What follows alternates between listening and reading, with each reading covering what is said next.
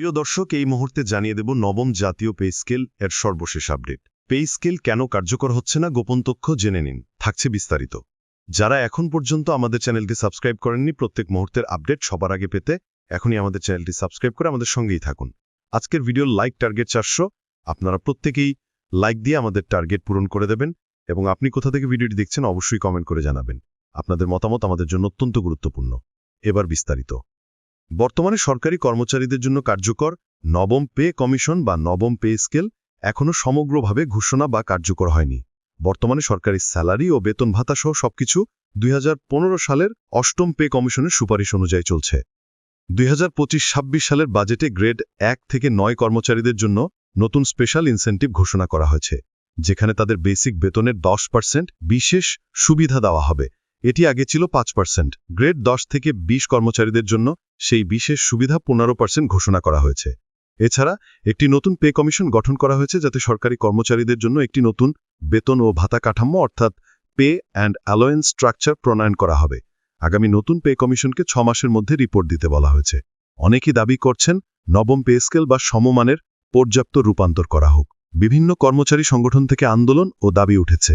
উদাহরণস্বরূপ অ্যাসিস্ট্যান্ট উপজেলা education officer অর্থাৎ উপজেলা শিক্ষা সহকারী কর্মকর্তারা দাবি করেছেন তাদের 10ম গ্রেড থেকে 9ম গ্রেডে উন্নীত করা হোক, কারণ একই বেতন গ্রেডে থাকলে প্রশাসনিক দায়িত্ব ও কর্তৃত্ব বিভাজন ঝামেলা সৃষ্টি হয়। সুতরাং সংক্ষেপে বললে নবম পে স্কেল সম্পূর্ণভাবে কার্যকর হয়নি। এখনও পুরনো অষ্টম পে কমিশন কাঠামো চলছে, তবে স্পেশাল ইনসেন্টিভ বাড়িয়ে দেওয়া হয়েছে। কিছু উন্নতি এসেছে। নতুন পে কমিশন কাজ করছে একটি নতুন কাঠামো নিয়ে। কর্মচারীদের মধ্যে চাপ ও দাবি রয়েছে, আন্দোলন চলছে। নবম পে স্কেল কার্যকর না হওয়ার কারণ ও চ্যালেঞ্জ। নবম পে স্কেল বা নতুন পে কাঠামো বাস্তবায়ন কঠিন নিম্নলিখিত কারণগুলোর জন্য: বাজেট ও সম্পদ সীমাবদ্ধতা। সরকারি বেতন ও ভাতা সহ খরচ বাড়লে সরকারের বাজেটে বিশাল চাপ পড়বে। বিশেষ করে মঙ্গলবার সংকট, রাজস্ব আয় সীমিত হওয়া, ঋণ ও ব্যয় বৃদ্ধি এসব চ্যালেঞ্জ রূপ নেয়। রাজনৈতিক ইচ্ছাশক্তি ও সিদ্ধান্ত নেওয়ার জটিলতা। পে কমিশন গঠন ও সুপারিশগুলোকে মঞ্জুরি দেওয়া, সংশ্লিষ্ট আইন ও বিধি পরিবর্তন করা, সব মিলিয়ে প্রতিক্রিয়া বিবেচনায় নিতে হয়। ভাতা ভিত্তিক বৈষম্য ও বিভাগভেদ। বিভিন্ন মন্ত্রণালয়, বিভাগ এবং পদভেদ সংশ্লিষ্টদের ভাতা প্রণোদনা, সুযোগ ও আইনগত কাঠামো এক করা মুশকিল। কর্মচারী সংগঠন ও দাবির ভিন্নতা।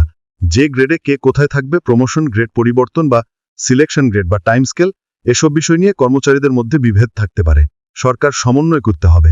অর্থনৈতিক অস্থিরতা ও মূল্যস্ফীতি। মূল্যস্ফীতি, জ্বালানি খরচ বৃদ্ধি, বৈদেশিক মুদ্রার চাপে বাজেট পরিকল্পনায় কঠিন হয়। অর্থনৈতিক স্থিতিশীলতা না থাকে বড় রূপান্তর করা ঝুঁকিপূর্ণ। 3. আগামী দিনের সম্ভাবনা কি হতে পারে? দৃষ্টি ও রূপায়ণ। নিচে কিছু সম্ভাব্য দিক দেওয়া হলো।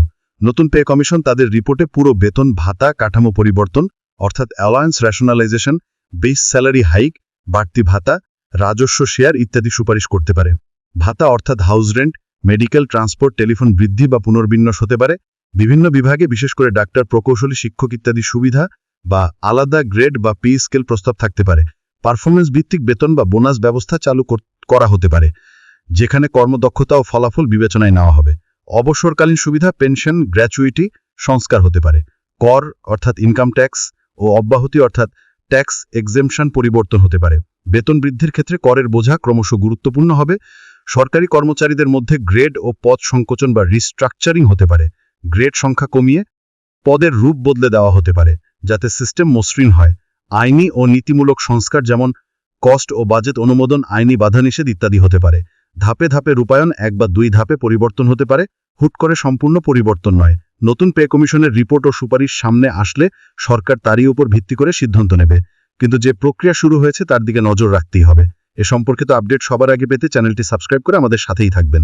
সামনে ভিডিও দেখার জন্য আমন্ত্রণ জানিয়ে এখানেই শেষ করছি।